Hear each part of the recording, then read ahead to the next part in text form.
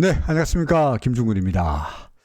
오늘은 라이브가 성공을 해야 될 것 같습니다만은, 여러분들이 얼마나 오실지 현재 기다리고 있습니다. 얼마나 오실지 이제 시작을 했는데, 과연 그 라이브가 이 성공을 해야 할지 어떨지 관심 있게 쳐다보겠습니다. 아직까지 들어오신 분은 현재 두 분이 들어오셨네요. 그죠? 예, 안녕하세요. 이제 조금씩 이제 11분 들어왔습니다. 뭔가 뭐, 제 목소리가 잘 들리면 여기다가 채팅창에다가 잘 들린다라고 말씀해 주시면은 제가 다소간 좀 안심이 되겠습니다. 네, 안녕하세요. 안녕하세요. 엄청나게 지금 댓글이 쇄도하고 있네요. 예. 이거 참, 그야말로, 사실은 남이 해주는 방송은 제가 많이 해봤습니다. 그러니까 심지어 연합뉴스 TV에서 앵커도 해보게 됐으니까, 방송하는 데 대해서는 그다지 마이크 앞에 있는 데는 그다지 어려움이 없다고 생각합니다. 그리고 제가 방송을 1999년도부터 방송을 시작했으니까요. 그다지 어렵다고 생각하지 않습니다만은, 지금은 이제 제가 직접 마이크를 만들어가지고 마이크를 잡고 하는 방송이다 보니까, 이거 참 제대로 되는지 안 되는지가 다소간 좀 걱정스럽고요. 사실 어제는 방송을 시작하려고 하다가 실패했기 때문에 그것도 긴장이 되고는 있습니다만은, 지금 여러모로 성원이 답지하고 있습니다. 고맙습니다. 자, 방송 어떻게 할 건지는 또 중간중간에 다시 말씀드리긴 하겠습니다만은, 알다시피 제가 이제 처음 하는 일이다 보니까 여러분들의 댓글을 일일이 채팅을 보면서 거기에 실시간으로 답하고 할 수 있는 여력은 아직은 없습니다. 솔직히.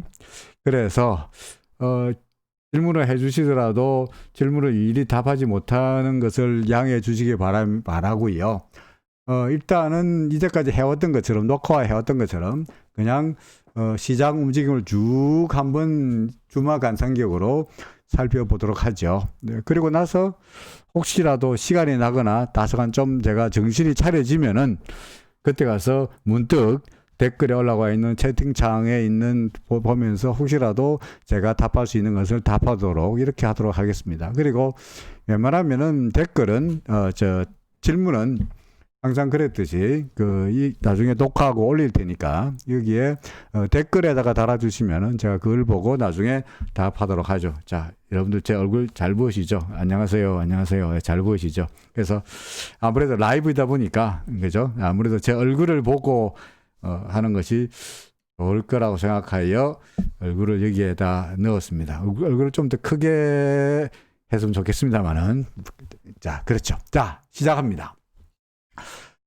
여러분들 들어오시기를 기다리면서 다소간 좀 시간을 좀 끌었고요. 자, 시작합니다. 현재 코스피 지수의 움직임입니다. 제가 말씀드렸듯이 저는 코스피가 대략 이제 다 왔다고 주장하는 편이었잖아요. 그죠? 코스피 지수가 이제 상승세가 어느 정도 다 왔다라고 주장하는 편이었고요. 그래서 사흘 전에는 그저께는 도치형이 나타났고요. 그죠? 도치가 나타났고, 어제는 고점은 좀 올라갔습니다만은 장중에 마이너스로 마감되고 말았고요. 그래서 다 온 거 아니냐. 더더구나 어제 같은 경우에는 미국 시장이 좋았음에도 불구하고 우리나라 시장은 마이너스로 마감됐다는 게 별로 마음에 안 든다. 그야말로 현재 우리의 상승세가 이 파동이 먼저 ABC 파동이 끝나고 저는 이걸 X 파동으로 보고 있습니다만은 X 파동도 거의 다 마무리됐다고 봐야 되지 않겠느냐 라고 주장했죠. 그 근거로서 말씀드린 게 이거였죠. 그래서 이거 뭡니까? 스토캐스틱입니다. 스토캐스틱은 저는 사실은 533으로 보고 있습니다. 533으로 보고 있는데 5일짜리하고 그 다음에 3일짜리 보고 있습니다. 보통의 경우에 다 533으로 들어가 있습니다. 그래서 패스트는 보지 않고요. 슬로우를 보고 있습니다. 슬로우 533을 보고 있는데 잘 말씀드리지 않는 게 여기 보다시피 이처럼 그러니까 휩소가 자주 나타나는 경향이 많아서 휩소라는 이야기는 예컨대 스토캐스틱 신호대로 거래한다면 여기서 사고 팔고 사고 팔고 사고 팔고 사고 팔고를 반복해야 되다 보니까 이런 거래가 싫어서 이런 게 나타나는 게 싫어서 웬만하면은 더구나 533이니까 5자리의 움직임을 사흘간 이동 평균한 거거든요. 그러니까 너무나 짧아서 되도록이면은 스토캐스틱은 잘 말씀드리지 않는데 그래서 RSI를 주로 이야기하고 있죠.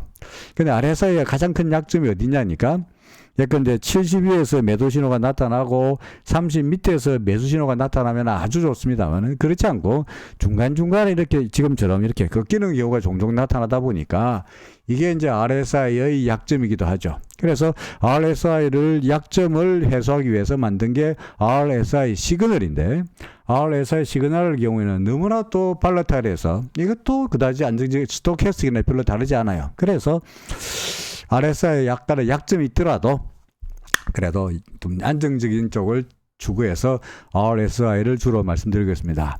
RSI를 제가 어떻게 세팅하느냐에 대해서 의문을 질문하시는 댓글이 많이 올라와 있는데 저는 RSI를 12일기를 씁니다. RSI를 12일기를 쓰고요. 그 다음에 RSI를 쓰는 방법이 단순 평균이 있고 또 가중 평균이 있고 여러 가지 방법이 있는데 저 같은 경우에는 RSI를 그 웰레스 MA를 씁니다. 그러니까 심플이 아니고 보통의 그 STS에서는 심플 RSI가 있고요. 근데 또는 그냥 RSI가 있고 두 가지 RSI를 제공하는 걸 알고 있습니다. 그러면 심플한 단순한 RSI가 아니고 좀 그걸 수정한 그냥 RSI입니다. 그러니까 아무런 이름이 붙어있지 않은 RSI를 쓴다 하는 것을 여러분들에게 말씀드리고자 합니다. 그래서 현재 보고 있는 게 RSI인데 그래서 오늘 이번에는 사실은 제가 떨어진다고 주장했던 것은 RSI가 아니고 스토캐스틱을 보고 그저께 또는 그 차트 패턴을 보고 돌지가 나타났고 그리고 그 다음 날에는 이렇게 아래쪽으로 이렇게 내려오는 이걸 툼스톤이라고 그럽니다만은 이게 나타났고 이게 교수형이라 그러죠. 교수형이 나타났고 그래서 이게 좀 다운 것이 아닌가라고 주장했던 거죠. 주가가 좀 떨어졌습니다.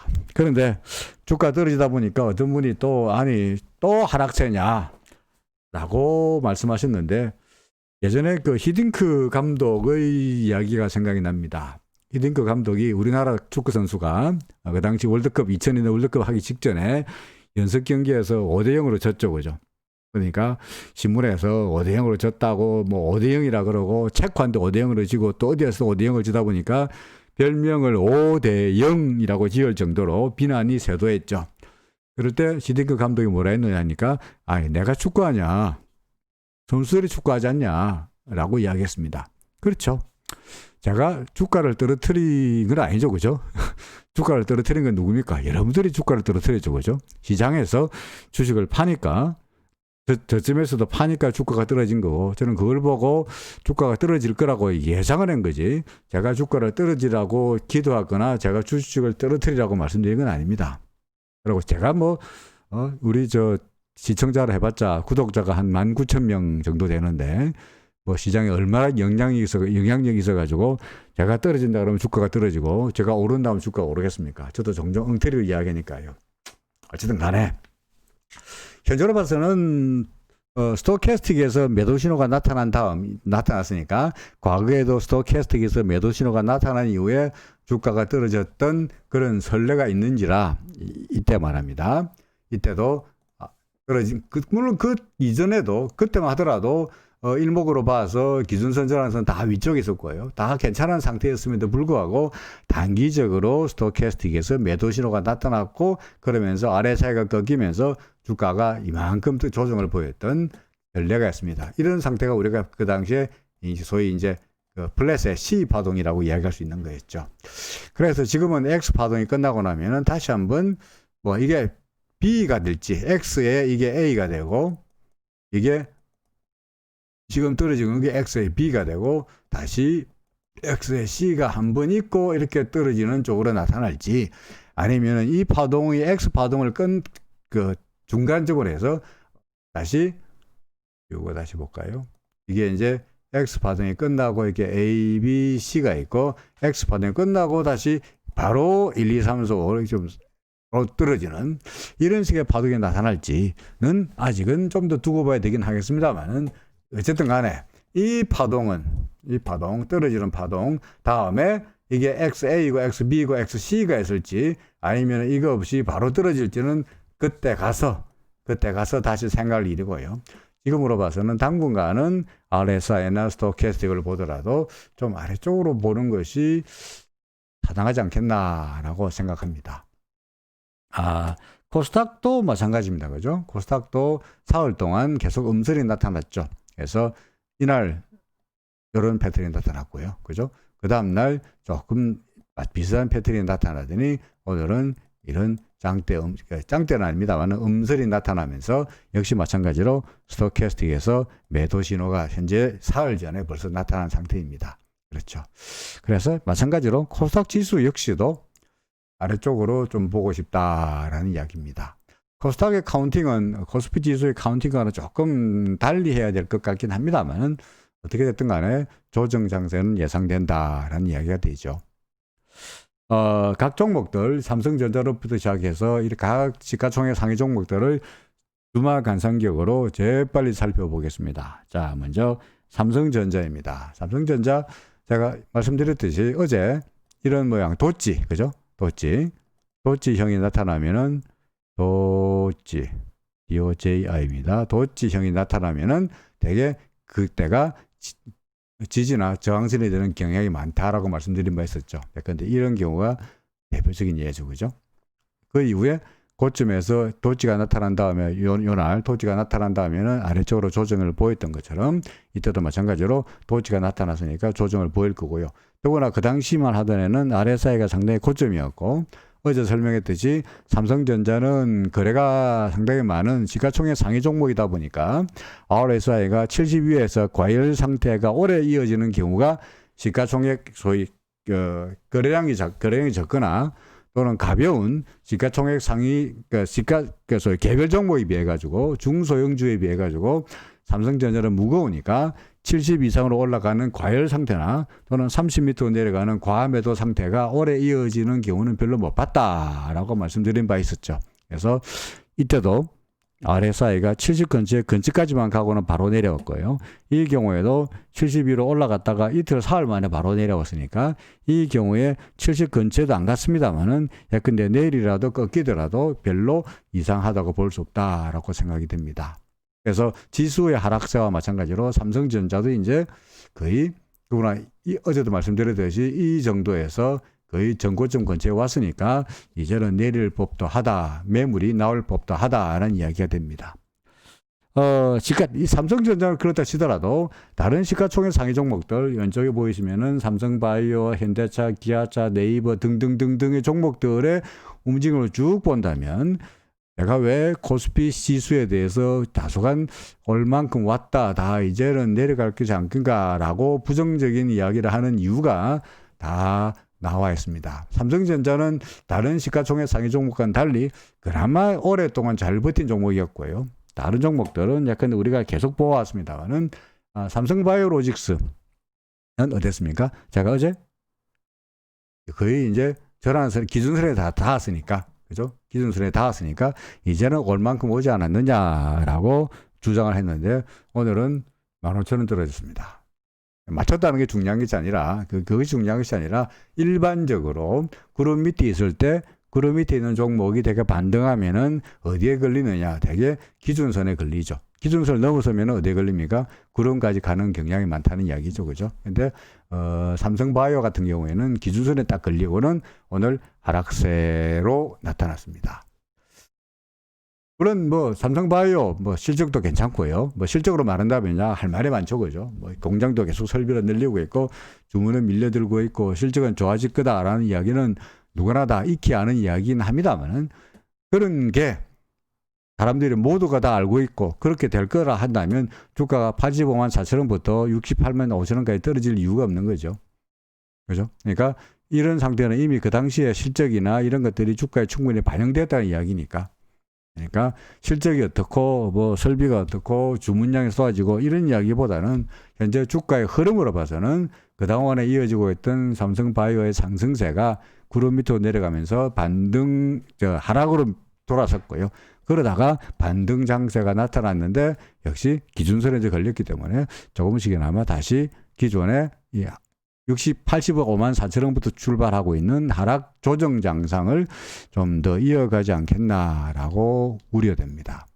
물론 길게 본다면 뭐 언젠가는 올라가겠죠, 그죠? 언젠가는 올라가겠는데 그 언젠가가 될지는 우리가 알 수가 없으니 그 언젠가를 바라보고 무한정 기다리는 것은 좀 어리석은 짓이 아니냐. 그러니까 빨리 차라리 그 돈 가지고 현금을 가장 가지고 있든지 아니면은 상승세가라고 예상되는 종목을 찾아서 그 돈을 다른 쪽으로 운용하는 것이 좀 더 효율적이다라는 게 제 주장이죠.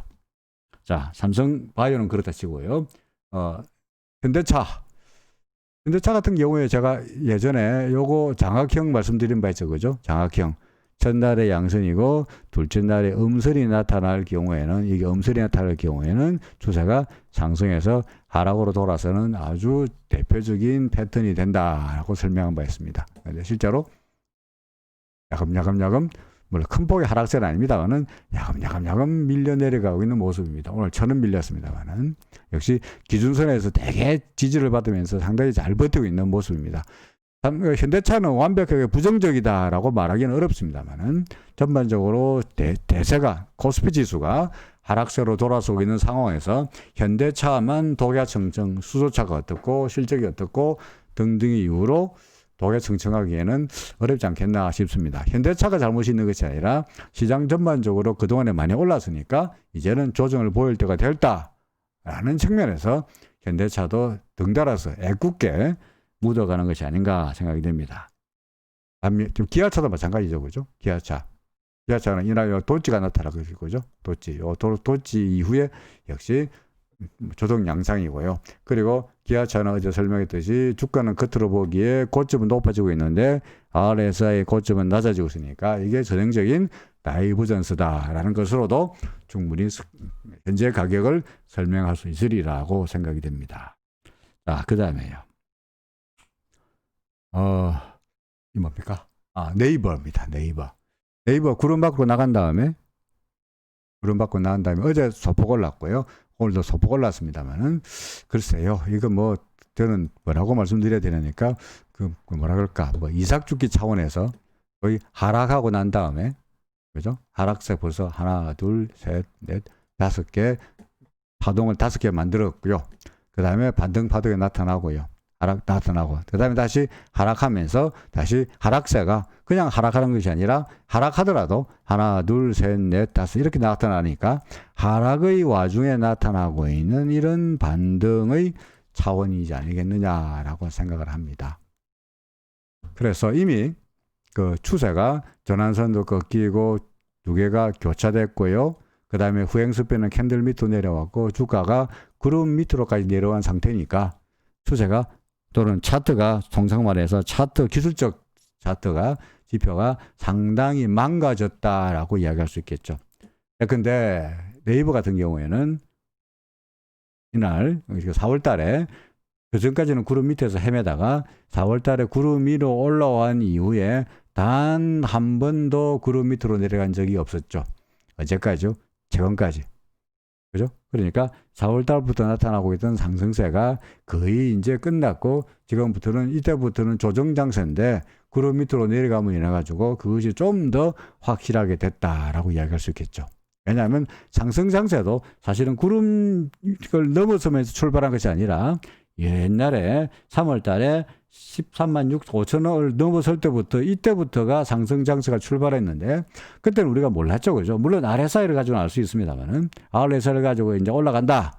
그리고 기준선 넘어서니까 상승 장세다. 그러다가 구름을 넘어섰으니까 그거 봐라 이제는 확실한 상승이 아니냐 이후에 쭉쭉 올라갔죠, 그죠? 거꾸로 이야기한다면 그 당시에 RSI가 30 밑에서 올라가면서 매수 신호가 나타났던 것처럼 지금은 RSI가 70 위에서 밑으로 내려가면서 매도 신호가 나타났고요. 그죠? 그리고 얘가 기준선 위로 올라가면서 타진 매수를 주장했던 그와 마찬가지로 지금은 기준선을 무너뜨리면서 그러면서 이제 타진 매도를 나팔에 불렀고요. 그죠? 그러다가 구름 위로 올라가면서 그 당시에 구름을 넘어서면서 자, 이제는 완벽하게 상승이니까 지금 전액 사라. 다진 매수, 전액 매수였다면 지금은 다진 매도, 지금은 뭡니까? 전액 매도해야 될 때가 아니야 라는 이야기입니다. 네이버. 그래서 카카오도 마찬가지입니다. 카카오는 아직까지는 그런 정도는 아닙니다만은 역시 상승세에서 하락세로 접어들 때 순서가 뭡니까? 기준선을 무너뜨린다고 했는데 현재는 기준선 무너뜨리고 삼성바이오도 보았듯이 기준선에서 계속적으로 저항을 받고 있는 모습이죠. 오늘은 밀렸습니다. 아마도 이런 시나리오가 되지 않겠나? 극단적으로 본다면 뭐 그렇게 될지 아니면 다시 올라갈지는 뭐 단정적으로 말하지는 않겠습니다만은, 단정적으로 말하기보다는 확률에 우리는 베팅해야 되냐. 미래는 불확실하죠. 앞으로 어떻게 될지 모르죠. 그러니까 미래가 불확실하던 상태에서 확률에 베팅을 건다면, 제가 요새는 종종 야구 이야기를 합니다만은, 근데 구회가 됐는데 한쪽에서 5대4로 이기고 있어요. 5대4로 이기고 있어요. 이제 9회 말 공격만 남았습니다. 그러면은 이 홈팀이 이기려고 그러면은 최소한 6점을 넣어야 되잖아요. 그죠? 그럼 확률적으로 여러분들이 9회 초까지 5대4로 지고 있는 팀이 9회 말에 뭡니까? 점수를 6점 넣어가지고 역전할 가능성은 확률은 낮잖아요. 그거 다 쓰면 어떻게 뺏겼느냐? 근데 5회까지는 괜찮았는데 6회에 한 점 뺏기고 7회에 한 점 뺏기고 8회에 한 점 뺏기고 야금야금 뺏겨가지고 벌써 5대4이 됐다라고 한다면 5회까지는 팽팽했을지 몰라도 6회부터는 흐름이 점점 어느 쪽으로 상대편 쪽으로 넘어가고 있는 상태잖아요. 그렇죠? 지금 그런 상태가 아니겠느냐 하는 이야기입니다. 카카오도 그렇고 네이버도 그렇고요. 그러니까 물론 우리 홈팀이 갑자기 힘을 내가지고 막판에 어당장장 홈런을 세리 날려가지고 갑자기 주가가 날아가지 않는다는 보장은 없습니다만은, 그런 법은 없습니다만, 세상에 주식시장에는 절대적인 법칙이라는 건 존재하지 않아요. 뭐 무슨 일이든 일어날 수 있죠. 하지만 확률로 봐서는 점점 해가 니웃 아래쪽으로 기울어지고 있지 않느냐라는 주장이 제 주장입니다. 맞다는 보장은 없습니다. 자, LG화학은 어떻습니까? LG화학도 정확하게 기준선에서 구름 들어갔다가 기준선에 딱 걸리는 모습이었죠. 그러니까 예컨대 카카오도 구름 안에서 기준선에 걸렸죠. 기준선에서 걸렸죠. 그죠? 네이버도 이거 보면은 돌아가다가 얘는 기준선 조금 못 미쳐서 기준선에서 걸리고 내려왔죠. 삼성바이오는 마찬가지로 기준선에서 하락 추세에서 기준선에 걸렸죠. 그죠? 대부분의 경우가 반등하면은 대개 기준선에서 위에 있을 때는 기준선이 지지가 되지만 아래쪽에서는 기준선에서 저항이 되는 경우가 여기서 우리가 알 수가 있습니다. LG화학까지 설명했던가요? 자, LG화학. 여기서 기준선에 걸리면서 드디어 얘도 네이버와 마찬가지로 구름 밑으로 이제 고개를 내리고 있습니다. 이미 대세는 상승세에서 하락으로 돌아서고 있는 그런 모습이라고 드릴 수밖에 없습니다. 오늘도 16,000원 떨어졌습니다. 자, 그 다음에 SK하이닉스는 뭐 구름 위쪽이니까 제가 종종 여기다 해를 그립니다만은 해가 비치는 쪽으로 이제 태양을 향해서 이제 음지에 있다가 응달의 그늘에 있다가 드디어 햇살이 비치는 따뜻한 양지로 나왔다 하는 건 좋은데, 제가 맨날 말씀드리듯이 얘가 바로 가기보다는 이렇게 된다 그랬죠. 그죠? 구름 근처까지 왔다가 간다. 근데 아직까지 구름 근처까지 오는 시중은 안 했으니까 좀 그렇게 되지 않겠냐라고 말씀드리면서 RSI가 어제 좀 높지 않냐 라고 말씀드렸죠. 그랬더니 오늘 마이너스입니다. 뭐 내일도 이렇게 된다는 이야기는 아닙니다만은 아무래도 그렇게 구름을 건드리고 나서 올라가는 게 추세로 봐서는 훨씬 더 안정적이고요. 그게 더 튼튼하고요. 이런 움직임을, 구름 근처까지 오는 움직임을 우리가 뭐라고 하느냐, 차트에서 눌림목이라고 그러죠. 눌림목. 그래서 눌림목이 한번 있어야 근데 여기서 매수한 사람들, 뭡니까? 여기서 못 산 사람들이 여기서 다시 매수할 수 있는 찬스가 있을 거다. 그런 이야기죠. 눌림목이다. 여러분들 채팅창에 열심히 써주시는데요. 솔직히 지금 그거 쳐다보면서 제가 그걸 쳐다보면서 이야기할 수 있는 그런 그 여유가 아직은 없습니다. 제가 커피도 지금 중간에 마시려고, 저 커피 엄청 좋아하는데 커피를 마시려고 가져놓고 아직 커피 한 잔 못 마시고 있습니다. 커피 살짝 마시고 다시 이야기할게요.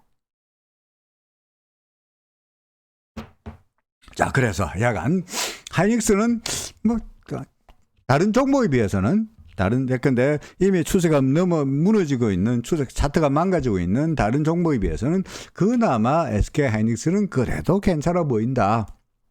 다만 SK 하이닉스를 지금 사는 것은 좀 무서워 보이지 않냐. SK 하이닉스가 만약에 갖고 계시다면 일단은 좀 팔고 나중에 기다렸다가 구름 근처까지 왔을 때, 눌림목, 지금 제가 설명하고 있는 눌림목 근처까지 왔을 때 그때 다시 매수를 검토하는 것도 나빠 보이지 않다라고 설명을 해야 될 것 같습니다. 하이닉스. 자, 그 다음에 셀트리온 이야기하기 전에요. 예전에 LG전자 이야기하다가 제가 요 사이에 LG 종목이 너무 많아가지고 10번, 11번 사이에 이제 LG전자를 넣었다가 싹 뺐거든요. 싹 뺐더니 어떤 분이 또 LG전자를 왜 안 합니까?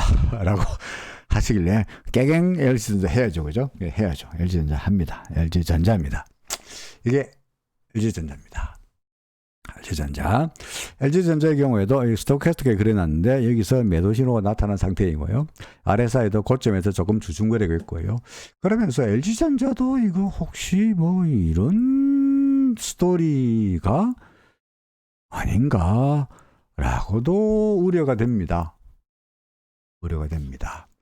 그래서 사실은 우리가 여기를 제가 지난번에 파동을 세 번 하면서 여기가 5냐 5의 1이냐 라고 고민한다고 말씀드렸는데, 그죠? 여기가 95,000이 5의 1이고 95,000이 5의 1이고 여기가 2고 그래서 여기 3이고 뭐 여기가 4다 뭐 이렇게 주장할 수는 있을 것 같아요. 그러면 그 주장대로 한다면 여기가 4고 여기 이제 3, 여기가 3이고 여기가 4고 그 다음에 5의 1, 5의 2, 5의 3, 5의 4라고 한다면 얼굴이 뭐 갑자기 왜 크게 나오죠? 얼굴 크게 나오면 저는 물론 마스크에 자신 있긴 합니다만은 얼굴이 너무 크게 나오면 여러분들 부담스럽겠죠. 자, 순간에 5의 1, 5의 2 쓸데없는 소리 하니까 말이 안 나오네. 5의 1, 5의 2, 5의 3, 5의 4 같으면 한 번은 더 올라가는 게 있어야 되지 않겠냐라는 시나리오가 써지긴 합니다. 근데 솔직히 자신이 없습니다. 솔직히 왜 자신이 없느냐. 전반적으로 시장도 좀 그렇고요. 우리 예전에 카카오나 네이버 할 때 우리 이런 거 보셨습니까? 이게 뭐죠? 5번 파동의 끝에서 나타나는 다이고널 웨지, 그죠? 다이고널 웨지의 모습도 살짝 눈에 보입니다. 다이고널 웨지. 그래서 다이고널 웨지 이렇게 나타나거든요. 그래서 1, 2, 3, 4, 5가 되거든요. 이 5번 파동이 전고점 혹시 살짝 건드리거나 넘기거나 이렇게 해서 끝날 수도 있거든요. 그래서 전반적인 시장 분위기로 봐서 이제 심플하게 본다면 5의 1, 5의 2, 5의 3, 5의 4 같으면 5의 5가 있으면서 5의 5가 파이널 5번 파동의 막판이 화려하게 좀 상승하는 피날레가 나타나는 게 일반적이긴 합니다만은 시절인지라 전반적인 시장이 그다지 좋아 보이지 않는지라 LG전자의 경우에도 혹시나 다이고널 웨지로 나타날 가능성이 없지 않겠느냐라는 생각도 해보곤 합니다. 따라서 무슨 말이냐, 지금 5회 사니까 LG전자 한 번 더 갈 거다라는 기대감으로 섣불리 매수하는 것은 원하고 싶지 않다는 말입니다. 원하고 싶지 않다. LG전자 요게 11번 사이에 LG전자이었습니다. 자, 그 다음에 셀트리온입니다. 그래서 별로 매수하는 거는 권하고 싶지 않다. 갖고 있는 분은 어떻게 할까요? 뭐 다이고널 웨지든 뭐든 간에 뭐 기준선마저 이거 새로 보죠. 또 기준선이 지지가 되고 있는 한, 여기도 지지가 되고 있고 이거 지지가 되고 있는 한 기준선이 지지가 되고 있는 한 아직은 좀 더 미련을 가져보자는 정도로는 말씀드릴 수 있겠습니다만은 LG전자 보유, 근데 새로 추가 매수는 원하고 싶지 않다는 이야기죠. 자, 셀트리온입니다. 셀트리온.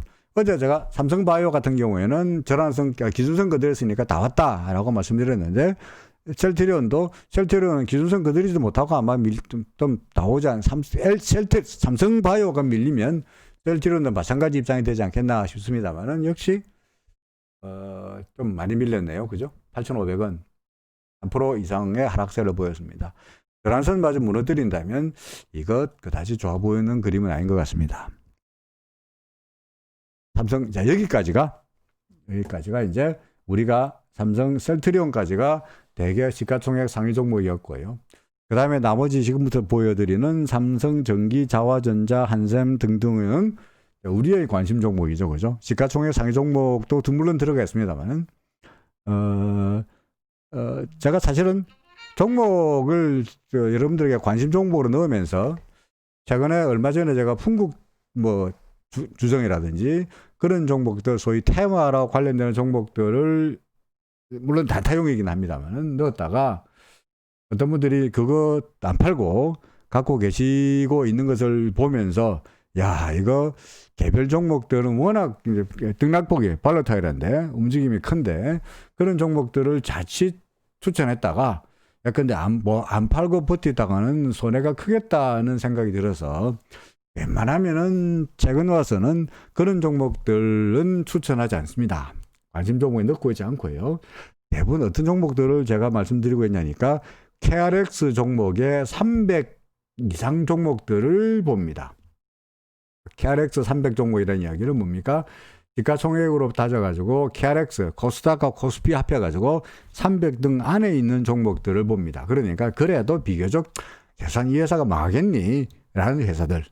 또 하나는 그래도 거래량이 좀 받쳐주는 회사들.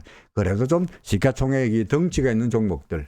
그래서 물론 발로타일한 종목도 있긴 합니다만 그래도 근데 갑자기 급등하거나 하한가로 처박이거나 그런 가능성을 좀 낮은 종목들을 보여드리려고 노력합니다. 그러면서도 리스크가 낮은 종목들, 구름 위에 있는 종목들, 그러다 보니까 점점점 이제 그 스코프가 작아지고 있는 이런 장상이긴 하죠. 그러니까 수익은 근데 구름 위에서 10% 먹으려고 내가 사냐라는 이야기 나올 정도로 미디엄 리턴을 추구하고 있습니다.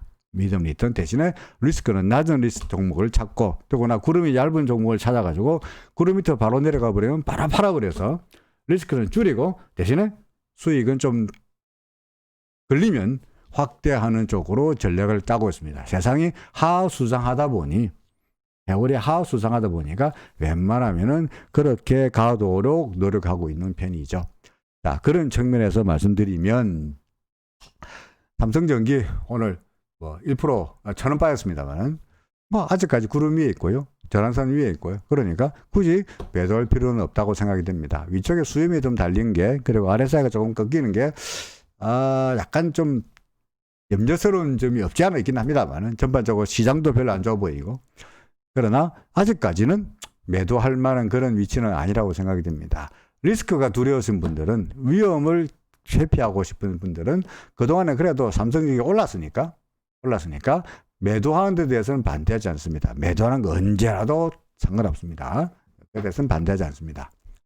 그래서 대신에 나는 기준선 밑으로 내려갈 때까지 끝까지 먹을 때 많이 먹을 테니까 대신에 터지더라도 괜찮으니까 기준선 밑으로 내려갈 때까지는 절대 안 팔아. 대신은 구름 밑으로 내려가기 전까지는 절대로 안 팔아. 오케이, 좋은 전략입니다. 그것도 반대하지 않습니다. 대신에 그런 분이라 그러면은 기준선 밑으로 내려가면은 40% 정도는 팔고 구름 밑으로 내려가면 다 팔아버린다.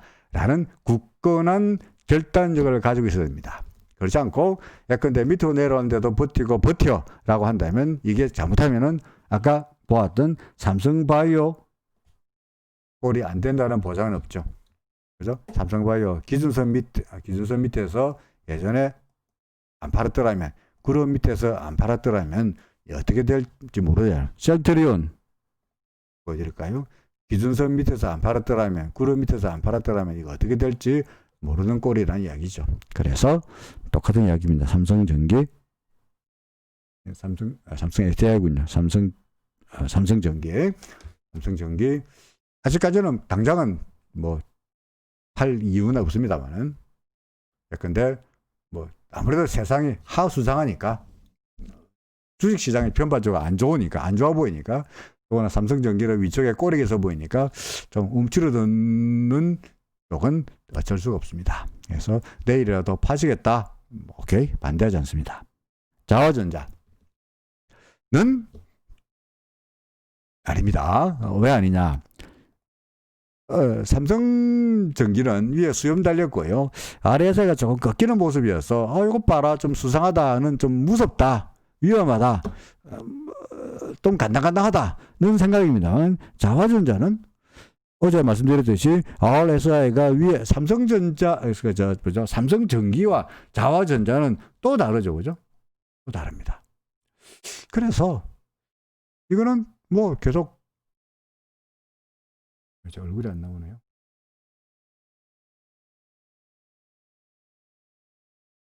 굳어버렸네요, 그죠? 얼굴이 굳어버렸네요. 이걸 하겠습니다. 예. 얼굴 안 봐도 되죠, 그죠? 자, 그만큼 봤으니까. 자화전자는 괜찮습니다. 별 문제가 없습니다. 그리고 RSI가 과일권이긴, 어제 똑같은 이야기 다 설명하죠. 근데 이날 사흘 전에 주가가 빡 올라가면서 RSI가 70선 위로 올라왔습니다. 과일권입니다. 팔까요? No. 언제 팝니까? 이렇게 되면 팔아라. RSI가 꺾이면 팔아라. 내일이라도 밀려가지고 RSI가 꺾이면 어제 팔 걸 분하다라고 팔아도 되지만, 아직까지 가능성이 있지 않냐라고 말씀드렸죠. 그죠? 그 다음날 막 올랐죠. 아직까지 RSI가 팔라 신호가 나타나지 않았으니까 계속 버텨. 맞습니까? 오늘 빡 더 올랐으니까, 어제 그저께 팔았으면 얼마나 배가 아팠겠습니까? 그렇죠. 계속 갖고 있는 거예요. 그럼 내일 혹시라도 빌리면, RSI가 밀리면 그때 가서 파는 거죠. 그러면 근데 뭐 이렇게 돼서 팔았다. 그러면 내가 16,800원에서 못 팔은 걸 억울해할 게 아니라, 내가 예전에 여기서 안 팔고 여기서만 팔았더라도 얼마나 행복하냐라고 생각하셔야죠, 그죠? 그러니까 우리 RSI를 믿는 거예요. RSI는 과일권이지만 아직까지는 충분히 더 갈 수 있는 여력이 있어 보이니까 가라는 거죠. 계속 가지고 있다. 그러다가 밀리면 그때 가서, RSI가 밀리면 그때 가서 파는 겁니다. 뭐 삼성전기나 다른 종목에서는 수익률이 좀 그다지 썩 좋지 못합니다만, 그래도 자화전자에서 4월 동안 양선이 바박 나타나면서 꽤 수익률이 짭짤하죠, 그죠? 그래서 뭐 근데 세 종목 골라가지고 그 중에서 한 종목이라도 이런 종목을 건지면 성공이지 않겠느냐 하는 이야기입니다. 자, 그 다음에 이거 뭐죠? 한샘은 제가 RSI가 어제 매도 신호가 나타났으니까 어제 팔았어야 되고요.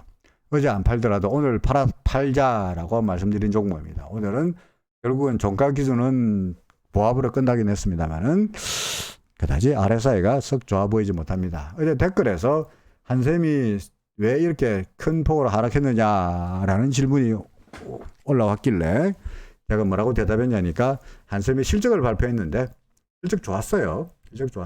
좋았는데도 불구하고 이미 실적 좋다는 거지 주가에 이미 충분히 반영이 됐고, 이번 실적은 좋았는데 과연 앞으로도 실적이 좋아질 거라는 지속성이 의문된다, 뭐 이따위 이야기가 나오면서 주가가 소위 그 실적이 발표된 다음에 소위 바이온 루머에 사고, 새로운 뉴스가 나왔으니까 팔아라. 실적이 좋을 거라는 기대감이 주가를 끌어올렸다면, 실적이 나옴으로 인해 가지고 이제 루머가 뉴스화됐으니까 팔아라. 뭐 이렇게 해석을 할 수 있습니다만은, 그거는 나중에 지나고 나서 하는 이야기고, 해답보고 하는 이야기고, 해답이 중요한 것이 아니라 우리는 RSI가 팔라 그랬으니까 어제는 팔았어야 된다. 어제 안 팔았으면 오늘이라도 팔았어야 된다. 그런 이야기입니다. 뭐 이 종목은 뭐 그래도 손해는 제 생각에는 이 종목은 손해는 아니라고 생각합니다. 언제 샀든 간에 우리 예전에 추석 전에 제가 직전에 추천한 종목이다 보니까 이 종목도 역시 큰 손해 아직은 그래도 나름대로 혹시 어제라도 이런 데서 팔았으면은 충분히 나름대로 수익을 얻었으리라고 생각합니다. 파트론은 어제 말씀드렸죠. 아예 처음부터 추천할 때부터 월요일 날 10월 12일 날 월요일 날 얘가 기준선 위에 있으면 사고 밑으로 내려갔으면은 구름 밑으로 내려가면 쳐다보지도 말고 기준선과 중간에 있으면은 보류 홀딩하라 일단 보고 있어라 라고 말씀드린 종목입니다. 그럼에도 불구하고 왜 계속 설명하느냐, 파트론을 갖고 있는 분들이 있는 것 같아서 말씀드리는 건데요. 신규 매수가 아니고 기존에 보유한 분들은 어떻게 하느냐. 어제 제가 구름 밑으로 내려갔으니까 팔아야 된다라고 말씀드렸죠. 오늘도 팔아야 됩니다. 그래도 가고 싶다 그러면 이게 최후의 보루라고 그랬죠. 그죠? 최후의 보루 얼마입니까? 9,750원 9,710원이네요 9,710원이 최후의 보루. 최후의 보루 밑으로 내려가면 진짜로 팔아야 됩니다. 그래서 사실은 딱 좋아 보이는 그림은 아닙니다. 지금으로 봐서는. 그래서 그럼 이렇게 되기를 기대했는데 이 기준선을 넘어서지 못했기 때문에 좀 주춤거리지 않겠나 하는 생각은 대단히 없습니다. 네, 채팅으로 계속 올려주시는데 제가 지금 사실은 채팅을 잘 보지 못하고 있습니다. 그래서 일단은 이것만 열심히 설명하고요. 지금 채팅창을 이쪽으로 화면에다가 올리면 제가 화면으로 이쪽으로 올려버리면은 보다시피 화면이 이상하게 됩니다. 그죠? 그래서 화면을 이쪽으로 채팅창을 크게 제 눈앞에 돌리지도 못하고 다른 이쪽 스크린에다가 모니터에다 보고 있다 보니까 세팅에 대해서 일일이 제가 말씀을 드리지 못하고 있는 것을 양해해 주시기 바랍니다. 자, 그리고요. 그 다음에 어디 했죠? 파트론까지 했죠. 그래서 파트론은 아무래도 매도 쪽으로 계속 의견입니다. 한국전력 오늘 150원 올랐습니다. 여전히 구름 위에 있고요. 기준선 위에 있고요. 하고 현재 절한선이 기준선 위로 오늘자로 싹 절한됐으니까 여전히 이거는 괜찮아 보입니다. 계속 보입니다. 그렇죠. 계속 보입니다. 이제 언제 팔까요? 약간 밑으로 내려오면 바로 파는 거고요. 그죠? 구름 밑으로, 기준선 밑으로 내려오면 바로 트는 거고, 그게 아니고 더 올라가면은 계속 기다리다가 아래 사이가 끊길 때까지 기다리는 거죠. 그죠? 아니면 혹시 또 다른 일이 있을지 모르니까 이것도 삼성, 한국전력 계속적으로 여러분들에게 매일같이 업데이트 해 드릴 것을 약속드립니다. 삼성 SDI입니다. 야, 이 종목도 간당간당합니다. 간당간당합니다. 그래서 참 아슬아슬해 보입니다. 지금 사실은 이게 구름 밑으로 내려가 버리면은 이제 만사 휴이거든요. 그죠? 만사 끝나는 겁니다. 그래서 저는 이게 올라갈 거라고 예상을 기대했는데 의외로 잘 올라가지 못하고 지금 구름에서 버벅거리고 있는 모습이어서 솔직히 좀 곤혹스럽긴 합니다. 그러나 어찌됐든 간에 예컨대 자화전자 또는 한샘 어디 갔죠? 한샘 같은 경우에 한샘의 경우에도 소장위에 마이너스 되는 바람에 제가 상당히 한심해 했다가 올라가는 바람에 그래도 좀 한숨은 나왔던 것처럼 자화전자 같은 경우에는 초장에도 버벅거리다가 그래도 이후에 상승폭을 늘렸던 것처럼 예컨대 삼성 SDI 경우에도 지금 버벅거리고 있습니다만은 다행히 내일이라도 올라가면은 정말 행복한 거고요. 만약에 그러지 못하고 밑으로 내려가면은 어쩔 수 없이 어쩌겠습니까? 팔아야 안 되겠나 싶습니다. 그래서 참 팔자 내지는 손절하자라는 말이 참 잘 안 나오는데 솔직히 그렇습니다. 잘 안 나옵니다. 손해보면서 팔자고 하는 이야기를 하기가 쉽지는 않습니다. 저도 마찬가지입니다. 저도 손해보는 것이 좋겠습니까? 그런데 굳이 계속 가지고 있다가 아까 우리가 보았던 셀트리온이나 삼성바이오나 또는 우리가 알고 있는 커다란 종목들이 구름 밑으로 내려가면서 완전히 이렇게 곤란해지는 경우를 우리가 많이 보았기 때문에 삼성 SDI라 그래서 그렇게 안 된다는 보장도 없고요. 아까 LG화학도 보셨죠. LG화학도 고점에서 계속 밀리면서 오르겠지 했다가 결국은 지금 이런 형태까지 와 있으니까 삼성 SDI도 그렇게 안 된다는 보장이 없으니 구름이 지지되면야 당연히 기다리는 거고요.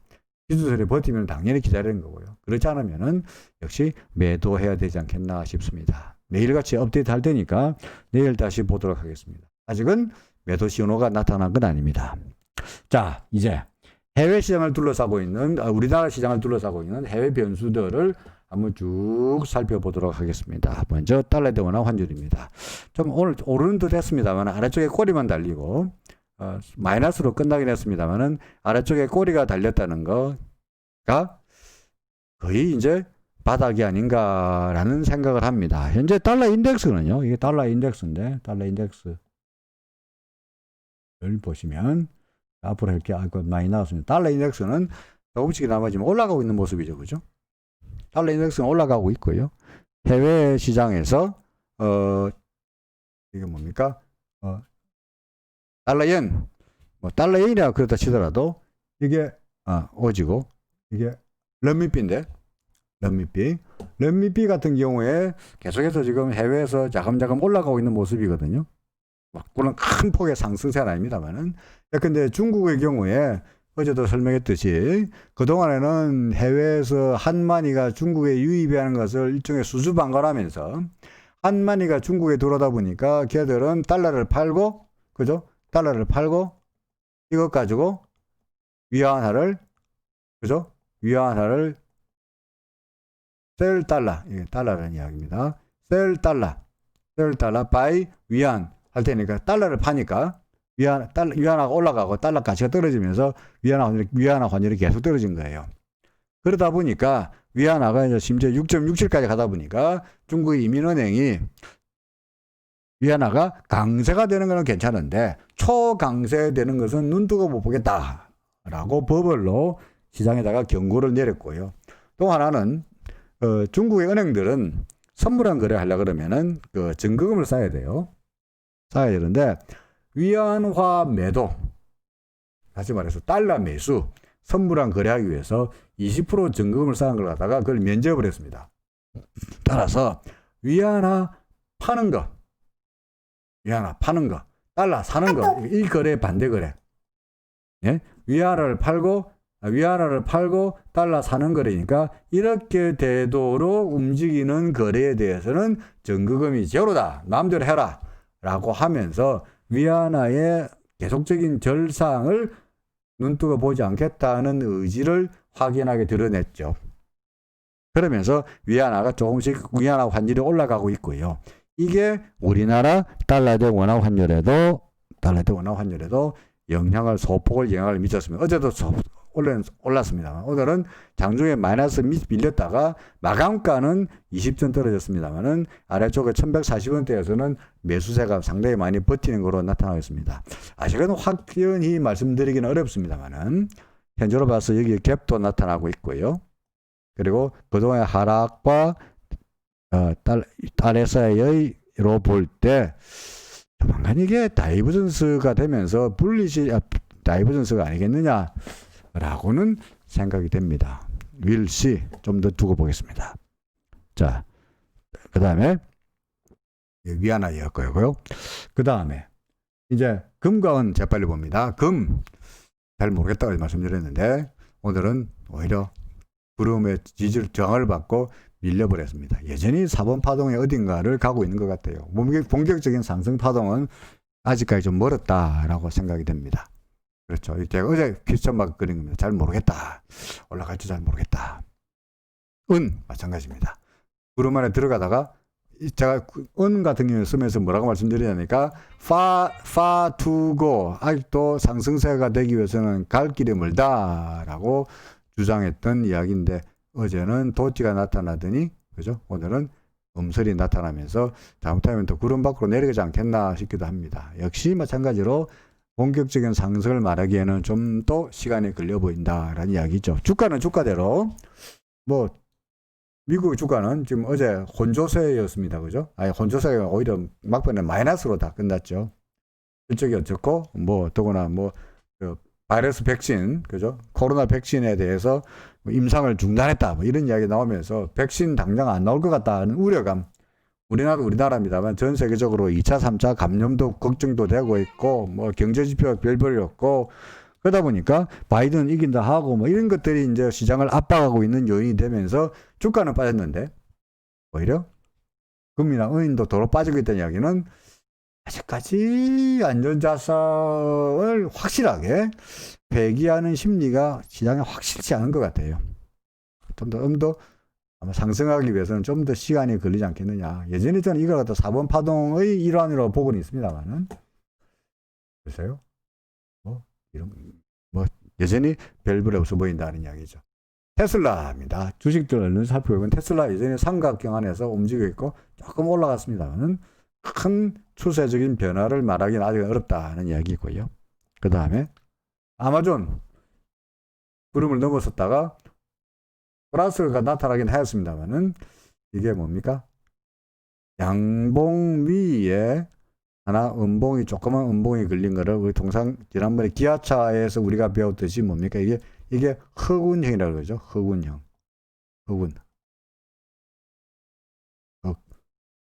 흑운형이에요. 흑운. 예? 금은 블랙 클라우드. 예, 금은 먹구름이 몰려온다는 이야기죠. 그 다음에 그래서 좀 불안합니다. 그 다음에 뭐죠? 애플은 구름 밖으로 나간 듯 하더니 구름 안으로 들어가 버렸죠. 그 다음에 엔비디아는 도지 정도가 나타났습니다. 그래서 이 또 뭐죠? 이거는 알파벳 구글이네요. 구글은 뭐 정가는 플러스입니다만은 역시 음설이 나타나고 구름 안에서 썩 활기찬 모습은 아닙니다. 그래서 나스닥 지수도 제가 어제 제 주장이 틀리려면 12,074를 넘어서면은 여기가 3이고 4, 여기가 5고 제 주장은 여기가 5고 그 다음에 A, B, C 조정이고 다시 뭐 이게 A이고 A, B, C의 A이고 그 다음에 이게 B일 거고 또는 C가 있다. 또는 A, B, C로 보고 이걸 갖다 X로 볼 수도 있고요. A, B, C하고 이걸 갖다가 통상 이게 W라고 얘기합니다만 W 여기를 이게 W 이거를 X 그 다음에 이렇게 움직인다 해서 Y 그래서 WXY라고 카운팅 하기도 합니다만 뭐 이름이야 WXY로 하든 ABC로 하든 간에 어차피 제 주장은 그래서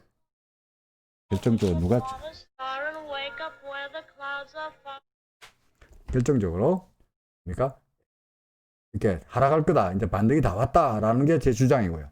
제 주장이 틀리려면은 12,074를 넘어서면은 이게 아무것도 아니고 이게 3이고 이게 4고 앞으로 5가 남았다라는 이야기가 되는 거죠.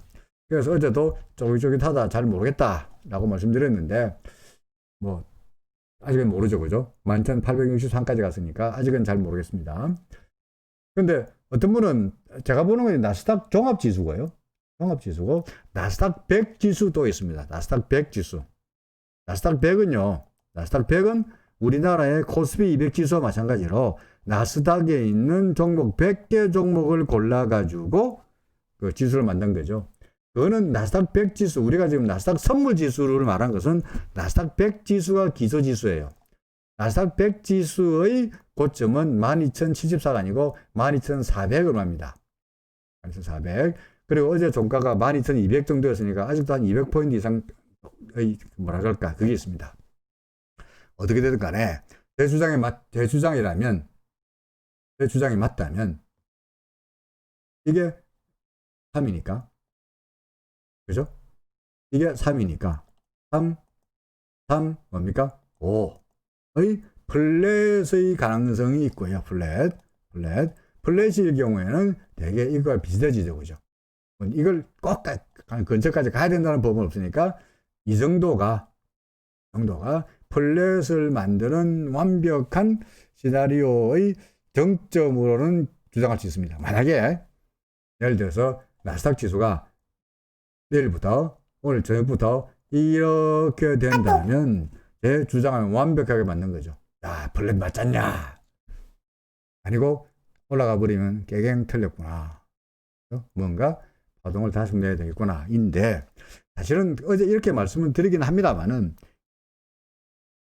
이래 되려면 여기가 3이라면요. 여기가 1이거든요. 이게 1이거든요. 그럼 여기 2예요. 그죠? 그럼 이게 3이에요. 근데 이때까지 제가 지수의 파동을 매겨보면서 이렇게 3번 파동이, 그러니까 파동이 연장이 되어야 됩니다. 연장이. 참 어렵습니다. 그렇게 안 된다는 건 아니지만, 이렇게 길게 연장이 나타나는 걸 본 적이 별로 없습니다. 그래서 저는 그것보다는 여기가 1, 2는 맞는데, 여기가 3이고 4고 5라고 봐야 되는 것이, 그럼 여기가 3이고 여기가 5라고 보는 것이 파동이 예쁘지 않냐라는 주장이고요. 어찌됐든 간에 뭐 파동이 예쁘든 안 예쁘든 간에 we'll see 12,074, 그런 나스닥 100 지수로 말한다면 12,400 얼마를 넘어서면은 내 의견은 틀렸다. 앞으로 한 번에 더 상승이 남아있다 라는 이야기가 되는 거죠. 그러면 우리나라 코스피 지수도 다시 생각을 해야 되지 않겠나 싶습니다. 자, 뭐 이런 정도까지가 제가 오늘 말씀드리려고 준비해 왔던 내용들입니다. 평소에는 30분, 40분 정도로 끝내는데 라이브이다 보니까 긴장했는지 내지는 할 말이 많아졌는지 주들주들 이야기하다 보니까 1시간 정도를 이야기했습니다. 여러분들 채팅으로 많이 말씀해 주셨는데 제가 지금 아직까지 제대로 읽지를 못했고요. 워낙 채팅이 많아서 제가 그냥 혹시 중요한 질문이라든지 꼭 해야 되겠다는 질문은 여기 채팅창을 제가 채팅창을 닫아버리면 아마도 이 방송을 끝내버리면 아마 날아갈지 싶습니다. 그러니 이것보다는 뭡니까?